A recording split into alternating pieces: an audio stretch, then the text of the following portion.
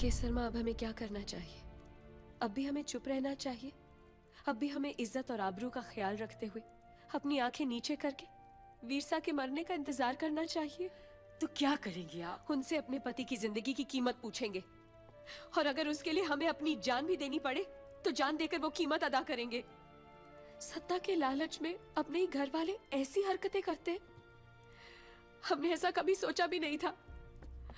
हम उन्हें कभी नहीं छोड़ेंगे। जय, कैसे नादानों जैसी बातें कर रही हो शिवांगी? तुम्हें लगता है कि तुम उन पे इल्जाम लगाओगी कि वो तुम्हारे पति की बीमारी का कारण है और वो तुम्हारी बात मान लेंगे? उन्हें मानना ही होगा। पागल मत बनो शिवांगी।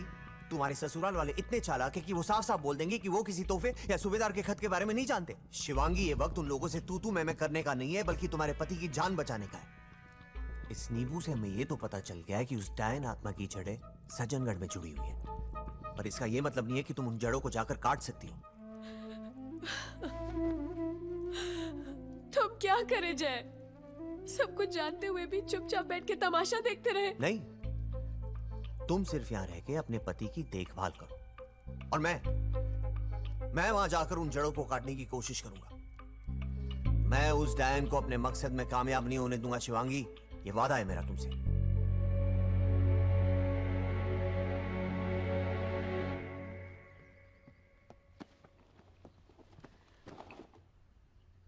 तुम जो मेरे लिए कर रहे हो उसे मैं कभी नहीं भूल पाऊंगी।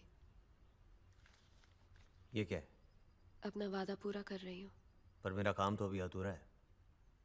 काम पूरा हो गया तो पैसे भी ले लूंगा। जय, थैंक यू सो मच। मैं ये सब तुम्हारे लिए नहीं, अपने लिए कर रहा हूं। मतलब तुम्हारे लिए ये सब करके मुझे तुमसे भी ज्यादा खुशी मिल रही है। चलता हूं।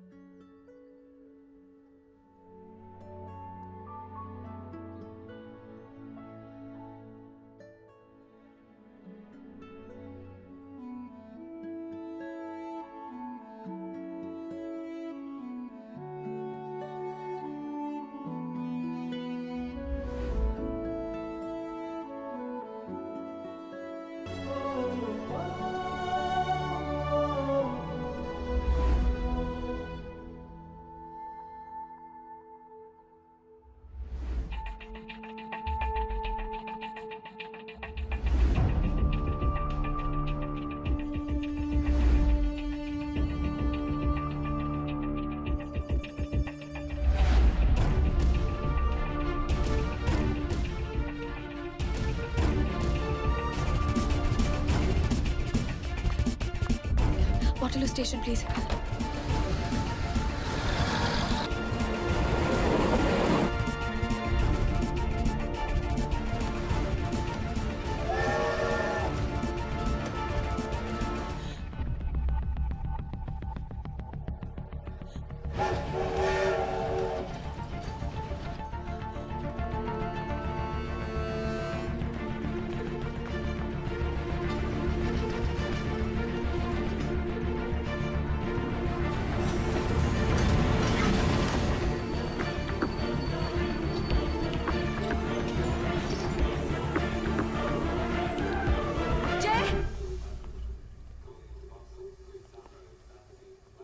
मैंने तो तुम्हें कभी लॉकेट भेजने वाले का नाम नहीं बताया, फिर तुम्हें कैसे पता चला वो लॉकेट सज्जनगढ़ के सूबेदार ने भेजा था? तुम्हारे ससुराल वाले इतने चालाक है कि वो साफ साफ बोल देंगे कि वो किसी तोहफे या सूबेदार के खत के बारे में नहीं जानते। मैं यही सोचती रही कि मेरे ससुराल वाले मुझसे दुश्मनी निभा रहे हैं, पर मुझे क्या पता था कि जिस इंसान पे मैंने सबसे ज्यादा विश्वास किया वही मेरा सबसे बड़ा दुश्मन है। जिस आत्मा को तुमने खुद मेरे पास भेजा, मैं उसी से पीछा छुड़ाने के लिए तुम ही से मिन्नतें करती रही। मैंने बचने के लिए तुम्हारा हाथ थामा और तुमने हाथ खींच के मुझे पूरी तरह डुबो दिया। हाँ, क्योंकि तुमने मेरा हाथ थामा भी था अपनी जरूरत के लिए और हाथ छोड़ा भी था अपनी जरूरत के लिए। दुश्मनी मैंने नहीं, तुमने निभाई थी मुझसे। भरी अदालत में मुझ पे इल्जाम लगा के, सबके सामने मेरे प्यार का मजाक उड़ा के, मुझे मेरी औकात दिखा के। जेल मुझे 5 सालों के लिए हुई थी शिवांगी, पर सजा मैं आज तक काट रहा हूं।